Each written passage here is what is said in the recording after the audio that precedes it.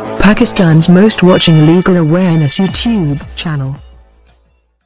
अस्सलाम वालेकुम फ्रेंड्स, कैसे हैं आप सब? I am sure all are fine. मैं हूं आपका दोस्त, आपका host Mubashar Iqbal Chauhan, advocate high court and legal lecturer. हमारा आज का टॉपिक बहुत ही ज़्यादा इंटरेस्टिंग है, इंफॉर्मेटिव भी है। प्रैक्टिकल पॉइंट ऑफ व्यू से इसकी खासी अहमियत है, स्पेशली जो लोग ट्रायल को समझना चाहते हैं, जानना चाहते हैं, उनके लिए बहुत ज़्यादा अहमियत का हामिल है। ट्रायल इन एब्सेंशिया, किसी भी शख्स की गैर मौजूदगी में ट्रायल करना हो सकता है या नहीं हो सकता। जनरल रूल क्या है इसका, बेसिक लॉ क्या कहता है, एक्सेप्शनल लॉ इसका क्या है, किन सूरतों में हो सकता है और किन सूरतों में नहीं हो सकता, क्या कानून इसकी इजाज़त देता है, अगर देता है तो सीआरपीसी के किस सेक्शन के तहत। और इस ट्रायल के बारे में एक जुबान ज़दाम बात है कि ये बड़ा ख़तरनाक ट्रायल है। क्यों होता है ये ख़तरनाक ट्रायल, इसके मुहर्रकात क्या हैं, इसके बिहाइंड रीजंस क्या हैं, इसके ख़तरनाक डेंजर होने के। इन तमाम चीज़ों को कंप्रीहेंसिवली सीआरपीसी के सेक्शन के अकॉर्डिंगली डिस्कस करेंगे। साथ में आपको कुछ जजमेंट्स भी बताऊंगा जिसके अंदर ट्रायल इन एब्सेंशिया के बारे में ऑनरेबल सुपीरियर कोर्ट्स ने डिटेल डिस्कस किया है, जो कि आपको ट्रायल इन एब्सेंशिया को समझने में, आगे केसेस को लड़ने में, अगर आप जज हैं तो इसका फैसला करने में, इस केस को प्रोसीड करने में बहुत ज़्यादा आसानी होगी। अगर आप वकील हैं या यंग लॉयर हैं या वकील बन रहे हैं तो ये ट्रायल आपके लिए बहुत ज़्यादा अहमियत का हामिल है, क्योंकि आपकी ज़िंदगी में इस ट्रायल ने कभी ना कभी ज़रूर आना है। और यही एक ऐसे, ये बेसिकली आपको एक चीज़ बताऊं, trial is a competency of lawyer, trial is a competency of जज। ट्रायल ही वकील की जहानत को जांचने के काला है और ट्रायल ही जज की जहानत को जांचने के काला है। ऐसे बहुत से मजिस्ट्रेट, सेशन जजेस हैं जिनके ट्रायल के अंदर किए गए फैसला जात को सुपीरियर कोर्ट्स तक भी सस्पेंड नहीं करती, इतने परफेक्ट फैसले होते हैं। और ऐसे बहुत से लॉयर्स हैं जिनके रिमार्क्स, जिनके आर्गूमेंट्स को जजेस तक, ऑनरेबल सुपीरियर कोर्ट्स के जजेस तक भी रिजेक्ट नहीं करते। इतने लॉजिकली उनके दलाइल होते हैं, उनकी थ्योरीज होती है। और ऐसे बहुत सी जो अमेंडमेंट आती हैं ट्रायल के अंदर या लॉ के अंदर, इसके अंदर 80% जो रोल होता है वो कॉम्पिटेंट लॉयर्स का होता है। तो लिहाजा ट्रायल को समझना बहुत ज़रूरी है। आप यंग लॉयर हैं, आप नए वकील हैं, आप एक प्रैक्टिसिंग लॉयर हैं, जज हैं या लॉ स्टूडेंट ऑफ लॉ हैं, तो ट्रायल को समझना ज़रूरी है। शुरू करते हैं हमारा लेक्चर स्टार्ट करने से पहले एज यूजुअल, अगर आप मेरे YouTube channel law and communication skills के ऊपर नए हैं तो रेड बटन को क्लिक करके मेरे चैनल को सब्सक्राइब करना, साथ में ही बेल आइकन को प्रेस करके ऑल नोटिफिकेशन करना भूलें, ताकि ऐसे ही फर्दर तमाम इन्फॉर्मेटिव लेक्चर्स आपकी एक्सेस में रहें और उनके नोटिफिकेशन आपको बर वक्त और टाइमली मिलते रहे। मजीद बरा मेरे Facebook pages innovative law academy और Facebook group law and communication channel को भी ज़रूर लाइक और सी फर्स्ट कर लें, वहाँ पर भी मैं इन्फॉर्मेटिव पोस्ट करता रहता हूँ। मेरे लेक्चर्स की फ़ीस को फुलफिल करना बिल्कुल ना भूला करें। मेरी फीस आपने 3 स्टेप के अंदर पे करनी है। फर्स्ट, कम से कम 10 रुपये डोनेट करने हैं। सेकंड, 2 लोगों की हेल्प। और थर्ड, मेरे पेरेंट्स के लिए दुआ और साथ में अपने पेरेंट्स के लिए भी दुआ। अल्लाह ताला उनको सेहत तंदुरुस्ती अता फरमाए। शुरू करते हैं हमारा lecture, trial in absentia.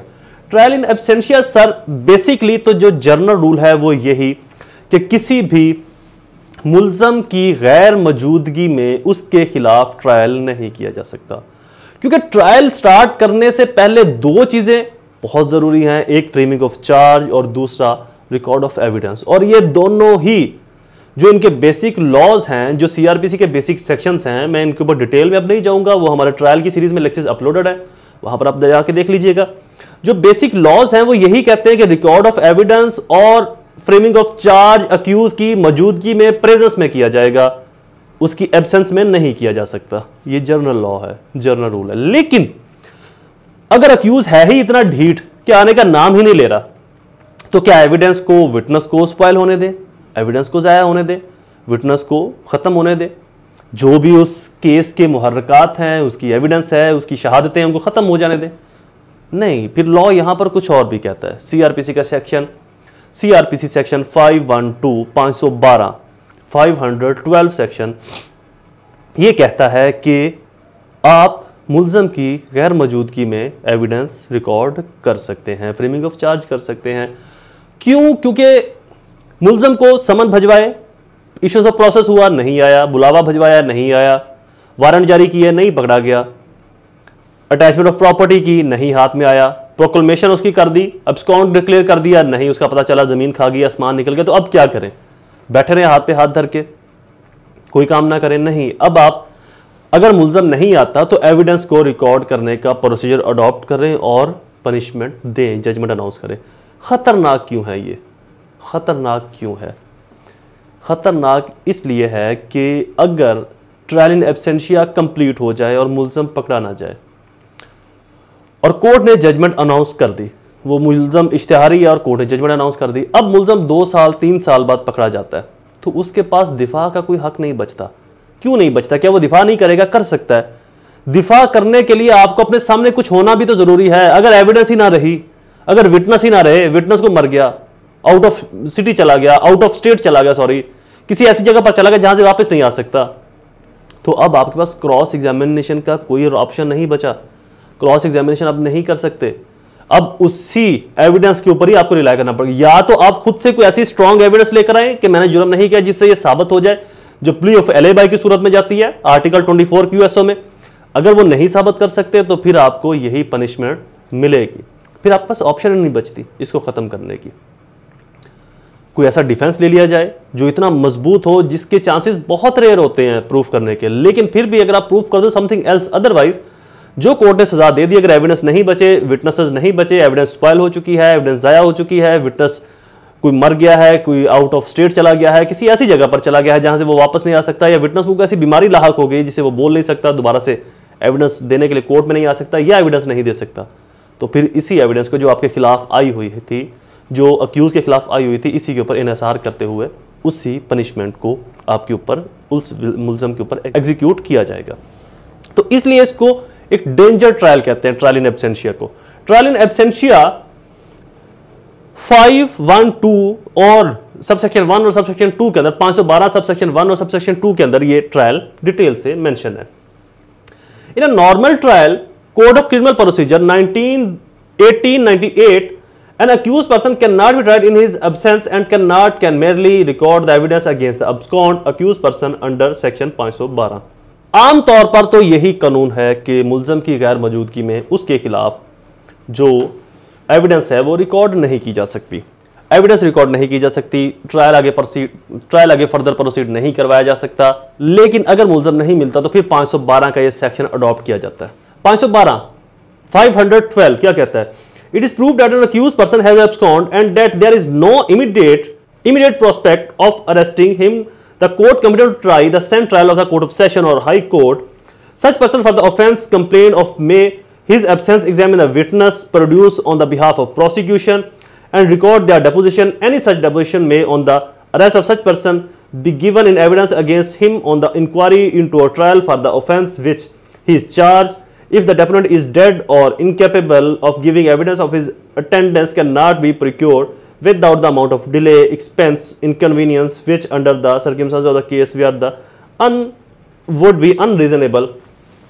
accused abscond है, या आ ही नहीं सकता कोर्ट में, इस काबिल ही नहीं है, या औरत है, बीमार है, कोई भी ऐसी वजह है, तो उसके खिलाफ 512 सेक्शन के तहत, CRPC के तहत एविडेंस रिकॉर्ड की जा सकती है, ताकि जो मटेरियल है वो जाया ना हो, एविडेंस जाया ना हो, विटनेस जो है वो कोई किसी की डेथ ना हो जाए, इनकन्वीनियंस को ऐसी क्रिएट ना हो जाए, ऐसी मिसअंडरस्टैंडिंग क्रिएट ना हो जाए, डिले ऑफ टाइम की वजह से जो मवाद है वो जाया होने का खदशा रहता है। तो लिहाजा उसकी मुल्ज़म की गैर मौजूदगी में भी आप 512 सेक्शन CRPC परमिशन देता है कि आप एविडेंस रिकॉर्ड कर सकते हैं, चार्ज फ्रेम कर सकते हैं, लेकिन अगर फिर भी मुल्ज़म नहीं आता, एब्सकॉन्ड हो जाता, तो आप जजमेंट भी अनाउंस कर सकते हैं। Second, record of evidence when offence unknown, जब मुल्ज़म गैर मालूम है, यानी कि एक शख्स कहता है कि जी मेरे साथ ये हादसा वक़ुआ हुआ, मेरे ऊपर फायरिंग की, लेकिन मैं मुल्ज़म को नहीं जानता।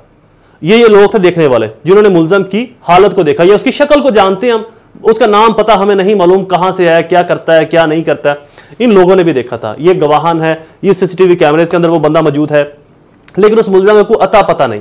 तो जहां पर मुल्ज़म ये शख्स अननोन हो, वहां पर भी उसके खिलाफ 512 सेक्शन सब सेक्शन 2 के तहत कार्रवाई अमल में लाई जा सकती है, एविडेंस रिकॉर्ड की जाएगी, फॉर्मल चार्ज फ्रेम किया जाएगा और फर्दर पूरी वो ट्रायल की प्रोसीडिंग अडॉप्ट की जाएगी।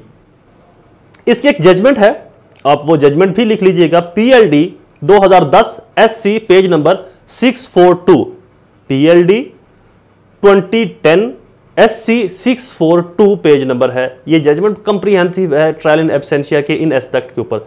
इस जजमेंट का थोड़ा सा ओवरव्यू आपको बता दूं। Generally evidence rule and exception, as a general rule evidence only such statement is a legal admissible which is given during the course of judicial proceeding. जो जुडिशियल प्रोसीडिंग के कोर्स से गुजरती है वही एडमिसिबल एविडेंस होगी, यानी कि chief उसके ऊपर हो, क्रॉस उसके ऊपर हो, ऑन ओथ वो एविडेंस ली जाए। अगर इस प्रोसीजर से नहीं गुजरते तो वो एविडेंस एडमिसिबल नहीं होगी। लेकिन जनरल रूल इन एक्सेप्शन, ये जनरल रूल है इन एक्सेप्शन, दो एक्सेप्शन है, एक 512 सीआरपीसी की एक्सेप्शन और एक लॉ ऑफ एविडेंस 1984 आर्टिकल 46 की एक्सेप्शन है, जहां पर आप मुलजम की गैर मौजूदगी में भी एविडेंस रिकॉर्ड कर सकते हैं। तो इसके ऊपर ये जो जजमेंट है पीएलटी 2010 SC 642 पेज नंबर है, एक बड़ी कंप्रीहेंसिव जजमेंट है, इसको जरूर पढ़िएगा अगर आप अपने नॉलेज को मजीद इंक्रीज करना चाहते हैं। ये जजमेंट की थोड़ी सी वर्डिंग मैंने आपको बताई है, इस वर्डिंग के अंदर आप बहुत से नए लॉ सीखेंगे इस ट्रायल एंड एब्सेंशिया से कंसर्न करते हुए, बड़ी नई चीजें इसके अंदर वाज़ेह होंगी, बड़ी कंप्रीहेंसिव और डिटेल जजमेंट है। तो लिहाजा पूरा वो प्रोसीजर अडॉप्ट किया, एफआईआर आई, कंप्लेन आया, एफआईआर आई या कंप्लेन आई, उसके बाद इश्यूज ऑफ प्रोसेस किया गया, समन भिजवाए गए मुलजम को, वो नहीं आया, वारंट जारी किए गए, नहीं आया, अटैचमेंट ऑफ प्रॉपर्टी कर दी, नहीं आया, एब्सकॉन्ड कर दिया, नहीं आया, तो देन 512 सीआरपीसी सेक्शन का प्रोसीजर अडॉप्ट किया जाएगा। मुलजम की गैर मौजूदगी में चार्ज फ्रेम करके उसके खिलाफ एविडेंस रिकॉर्ड की जाएगी, जिनका सिर्फ चीफ होगा, क्रॉस नहीं होगा, क्योंकि क्रॉस करने के लिए मुलजम डिफेंस मौजूद ही नहीं। उसके तमाम एड्रेसेस के ऊपर, पतों के ऊपर ये भिजवाया गया कि आपके खिलाफ इस अदालत में फलां जैसा आपके पास फलां शहर में फलां कोर्ट में कार्रवाई चल रही है, लेकिन मुलजम नहीं आ रहा, तो लिहाजा इस प्रोसीजर को अडॉप्ट करने के बाद जजमेंट अनाउंस कर दी जाएगी। इन केस ऑफ इक्वटल या इन केस ऑफ कन्विक्शन, जो भी जजमेंट का फैसला होगा उस जजमेंट को अनाउंस कर दिया जाएगा मुलजम की गैर मौजूदगी में। तो जब भी मुलजम पकड़ा जाएगा तो उसके ऊपर वही जजमेंट एग्जीक्यूट होगी, जब तक कि वो अपने खिलाफ कोई स्ट्रॉन्ग एविडेंस या प्ली ना दे दे, अपने आप को इस केस से नहीं बचा सकता। Trial in absentia is complete. I hope ये लेक्चर आपके लिए फायदेमंद साबित होगा। ऐसे ही इंफॉर्मेटिव वीडियोस को सुनने के लिए मेरे चैनल को सब्सक्राइब करना, बेल आइकन को प्रेस करना बिल्कुल ना भूलें। दोबारा हाजिर होगा एक नई सीरीज में एक नए इंफॉर्मेटिव लेक्चर के साथ। तब तक मुझे अपनी दुआओं में जरूर याद रखें। अल्लाह ताला आप सबका हामी और नासिर हो। वस्सलाम।